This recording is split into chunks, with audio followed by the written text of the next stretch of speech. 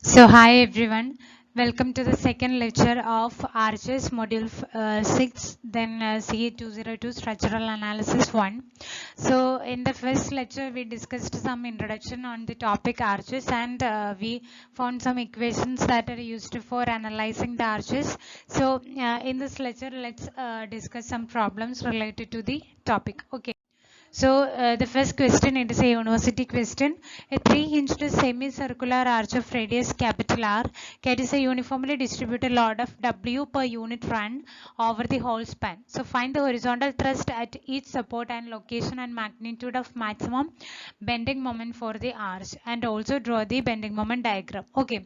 So first of all, let's see the problem. Here you can see the arch, and which is acted upon by a UDL over the entire span of intensity W per meter, and the radius is capital R. Here you can see it is supported by an angle theta with the horizontal, and the support A is carries support A has the reactions HA and VA, and also the support B has a reactions H and VB. Since there is no horizontal loads, H remains the same, that is a thrust which is acting towards a hinges. Okay, so it is a three hinged arches on the ends A and B, and also at the point C the hinges are acting. Now here you can see the springs are along the center line of the circle. H is equal to R2 minus cos. So just substitute the value of theta as 30, and which is equal to so it's the horizontal distance of the point of maximum bending moment from the ground. Okay, so it is r cos theta, so r into cos of 30, that's equal to r into root 3 divided by 2 is the horizontal distance of maximum bending moment from the ground. Okay. Now, this is a bending moment diagram. So, in the coming lectures, we will discuss how to draw this bending moment diagram. It is nothing but the B moment diagram minus HY diagram. Okay. Given it is a semicircular arch. So, what is the equation for a semicircular arch? The equation for y, that is equal to h minus r cos theta, and that's equal to 8 minus 29 minus 29 cos theta, and that's equal to 6.22 meters. So the YD distance is 6.22 meters. Just substitute the value of YD here, and you will get the value of bending moment at the point D, which is asked in the question. Now we have to find the vertical shear at D. So what is the equation for vertical shear? That is, here you can see VA, that minus 20 into 10 will be the vertical shear, net shear force at the D. So, and that's equal to 125 kilonewton. Now the radial shear. So we have an equation for radial shear at D is equal to VD cos theta minus HD sin theta. H is nothing but the thrust, and that is 312.5, and theta is the angle at the point D, and VD is the vertical shear, and that we already got it as 125. So the radial shear is equal to 9.575 kilonewton, and the normal thrust, just substitute the values in this equation, VD sin theta plus H cos theta, and that is equal to 336.437 kilonewton. Okay, you can see the total load is 100 kilonewton, so you got V equal to 24, and the remaining VB is equal to 76 kilonewton. Okay, now consider sigma MC equal to 0, that is minus VB into 12.5 plus H into 5 equal to 0. By substituting the values of VB and H, you got H is equal to 60 kilonewton. Now let's find the reactions at the ground. Okay, so we can see at the starting point H is equal to 60 and VA equal to 76, and here we have a downward load of 100. So the net is 70, upward 76 and the downward 100, so the net is upward 24. And here H is equal to 60, so that sigma Fx equal to 0 implies H is equal to 60 kilonewton by considering the free body diagram of this section. Okay, so considering the left half of the arch, the reactions at crown are V is equal to 24 kilonewton and H is equal to 60 kilonewton, and similarly consider the right hand side of the arch. Here you can see the VB is 24, so here also the vertical shear is 24, and here you can see the horizontal thrust, it is 60, so it is also 60 here. Okay, so that's about the reactions at crown. Now we have to find the values at 5 meter from the left support. So it is a semicircle, so let's use the property of circle, that is L by 2 into L by 2 is equal to H into 2R minus H. So that's equal to R equal to 18.125. So that sin theta equal to, here you can take the sin theta equal to opposite side by hypotenuse and just take sin inverse of that, and theta equal to 24.44 degree. Now take the moment about this point VD, that is nothing but V into 5 minus H into YD. That is YD is equal to H minus R cos theta. Okay, that is H minus R cos theta is YD, and that's equal to 3.375 meters. So substitute the value of YD in this equation and you got moment at D is equal to 177.5 kilonewton meters. Now let's move on to the next question. A 3-hinged parabolic arch. So here in this question is a parabolic arch hinged at the supports and at the crown, has a span of 24 meter and a central rise of 4 meter. So small h is given as 4 meter and the span L is 24 meter, and it carries a concentrated load of 50 kilonewton at 18 meter from left support. So here you can see 50 kilonewton and a UDL of intensity 30 kilonewton per meter over the left half portion, that is for the 12 meters. Now determine the moment, normal thrust and the radial shear at a section 6 meter from the left support. So this is the point D. So we have to find the normal shear, normal thrust, radial shear and the moment about this D for the parabolic arch. So first of all we have to calculate the VA, VB and H values. So by considering the sigma Fy equal to 0, that is Va plus Vb equal to 30 into 12 plus 50 equal to 410, and sigma Mb equal to 0 implies Va equal to Vb Va equal to 262 kilonewton and Vb equal to 127.5 kilonewton. Now sigma Mc equal to 0, that is taking moment about the central part, you got H is equal to 307.5 kilonewton. Now you have the value of Va, Vb and H. Okay. Now let's take moment at 6 meter from the lead support, that is Va into 6 minus 30 into 6 into 3 minus H into YD.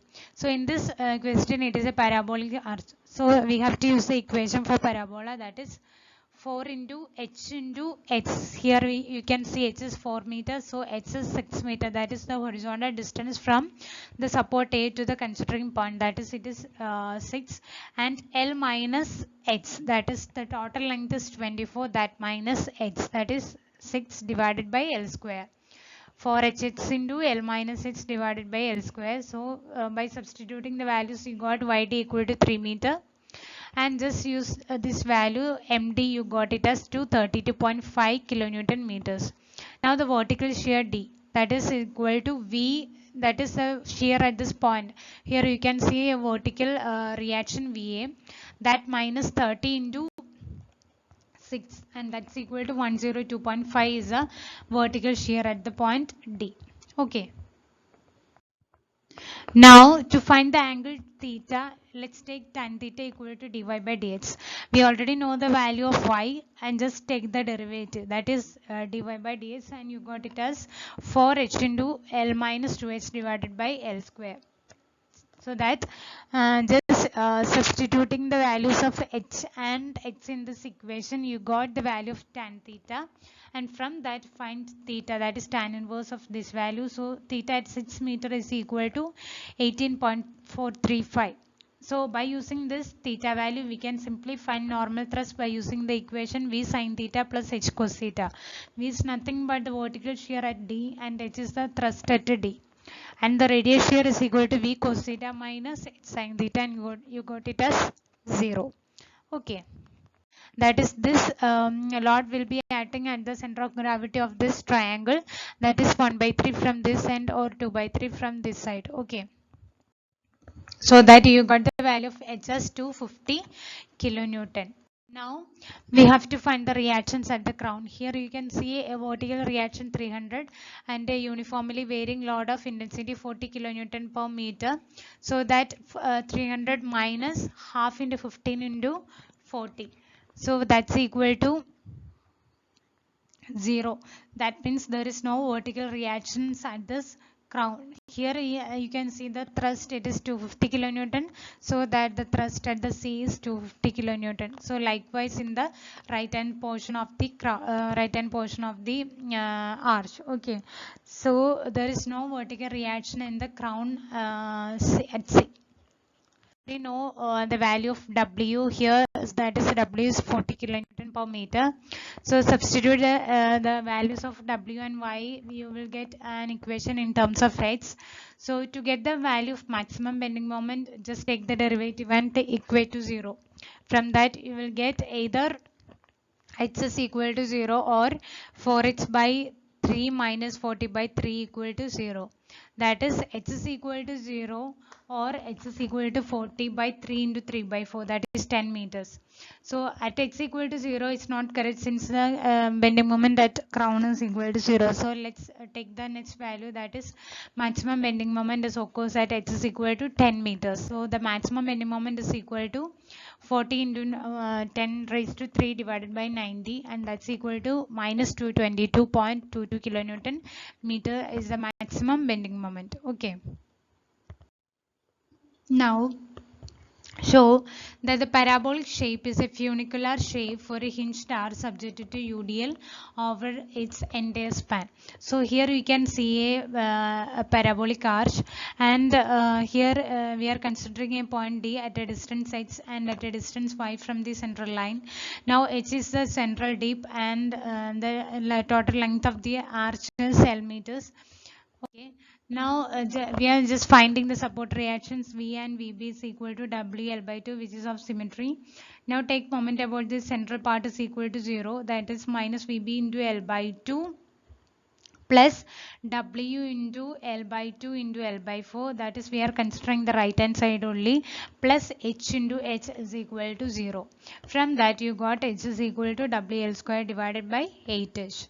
Now considering any section at a distance H from A. So let's consider a point D, and we are considering the left hand side only, and as we already know the equation for a parabolic arch, if we are considering from the springs, it is y is equal to 4hx into L minus x divided by L square. So that just take moment about that section, that is mx is equal to WL by 2 into h, that is VA is WL by 2, that into h minus WL square by 8h, that is horizontal thrust into this distance y, and this distance y is nothing but 4hx into L minus h divided by L square, that minus WL square WH square divided by 2, that is the moment due to the UDL over the h distance. Okay, and you got mx is equal to 0, that is for a parabolic arch has UDL over its entire span, the bending moment at any section is 0. That means the parabolic shape is a funicular shape when it is loaded with UDL of intensity W per meter length. Okay. Okay, and so that YD is equal to 4 into 5 into 15 into 45.08 minus 15 divided by 45.08 square, and that's equal to YD equal to 4.44 meters. Okay. Now considering the left hand side, we can take a moment about the section, that is VA into 15 minus H into YD minus 30 into 15 square divided by 2 is equal to to get the value of bending moment, just substituting the values of YD. So YD is nothing but 4.44, and you got the value of moment as 740 kilonewton meters. Now just find the value of tan theta by taking dy by dx. So dy by dx is equal to 4h1x into L dash minus 2h by L dash square. So that is at x equal to 15 meter.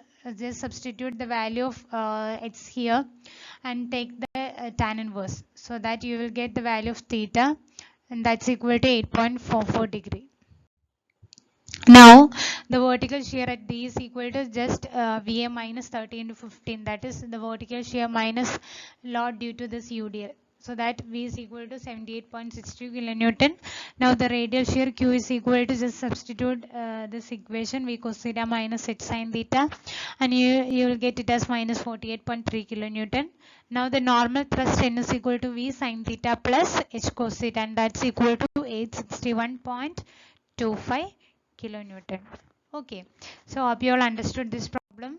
Thank you for watching. Thank you.